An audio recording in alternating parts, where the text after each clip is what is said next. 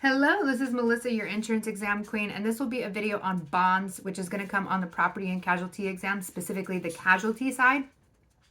But before we do that, let's make sure you know to subscribe to this channel. It really helps me out as a full-time YouTuber that I have subscribers, so please make sure to subscribe. You can also hit the notification bell, which will alert you to any new videos that I make if you want to, get the new fresh videos that are coming out. Additionally, if you drop a comment below about what state you're in and what exam you are taking, I will give you a description about what is important and how I can best help you as your insurance exam queen. So, for bond. Oh, and join the Facebook group because that is where all the amazing support and action is happening. If you go to like my main YouTube channel page, there's this little teeny tiny Facebook button in the top corner, and you could click that and it'll take you directly to my Facebook group. Or you could just go on Facebook and search Insurance Exam Queen and the group will pop up. So bonds. Okay. So bonds are a form of insurance, but they're slightly different. So like where insurance is, backing a piece of property, like if it burns down, we will rebuild it. A bond is more about making a promise. So if I were to, it's backing a promise. And if I don't fulfill the promise, then the bond pays out. So a bond is a way of making sure that you've made a promise and that you are going to fulfill that promise. And then if you don't fulfill that promise, then the bond is going to pay out. So like imagine, for instance, you have a contractor who's going to come in and redo your kitchen. And he promises you that the work will be done and completed within, 2 weeks. And then he has a bond for that. So the bond says the performance will be done in 2 weeks. And then the 2 weeks comes and it's not done. You're actually going to get paid out whatever that bond amount is because he didn't fulfill his promise, his obligation to complete the work within 2 weeks. Okay. That's an example of one type of bond. That's like a performance bond. And there are many types of bonds. The biggest thing to know about bonds, and every state can be a little bit different as to how much they go into bonds.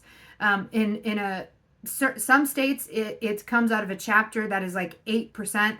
And it's bonds plus umbrella plus flood plus a bunch of other stuff. And so you're not likely to get a lot of questions on bonds. When you're in a state where you're doing types of casualty and it includes bonds in there, you could get a lot more questions. Some states have like 10 pages worth of material to study for bonds. Some states only have like 2 or 3 pages. Either way, one of the most important things is knowing who the parties are in a bond. So in my example, we had the contractor who was making a promise to you to fulfill your kitchen. And then you have the actual insurance company who is paying out to you if the contractor fulfills to complete your kitchen.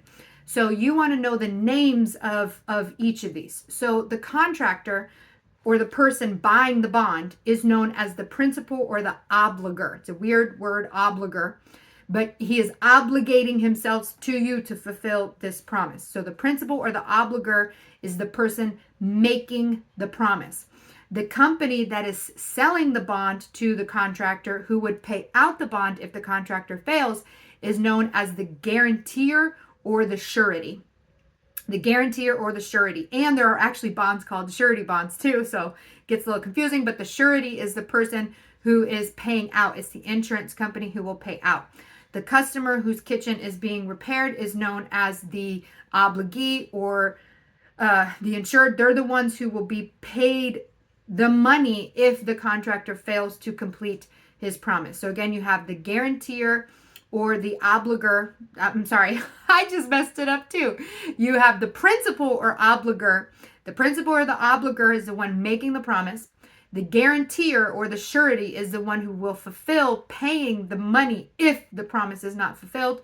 And the obligee is the one who will receive the money from the guarantor if the bond is not satisfied. Now, again, so much more could be tested about bonds. There's fidelity bonds, which is like promising that a person is trustworthy. You have performance bonds, which are guaranteeing the performance of someone. You have a bid bond. Like a bid bond is if I'm a construction company and I make a bid that I can complete a project and it will only cost me like $1 million to complete it. If they accept my bid, I can never charge them more than $1 million. Even if the work ends up costing more than $1 million, I can't charge them more than $1 million. So that's a bid bond. There could be judicial bonds, and judicial bonds are like the things you have to be bonded out of jail. Like if you're in jail and you get bonded out, bailed out is a bond. You get bailed out with a bond. So you're basically making a promise that you will come back to your court case with this bond, and if you don't, then the bond, pays out. So lots of different types of bonds. It really depends on how heavily intense your state goes into it. But again, the key thing is just knowing the definitions. That's going to give you, I always like to say that you're not testing for 100%, you're testing for 70%. And the 70% of bonds is knowing the names and getting the names down. So get the names down first and foremost. And for those of you where bonds are part of 8% and it comes in a chapter of mini concepts, that's probably all you need to know. For those of you with types of casualty, you're going to have a little bit more bond knowledge, but start with the 70% of knowing the names. So again, I love to repeat things because repetition is key to understanding and memorizing. The person who is making the promise is the principal or the obligor.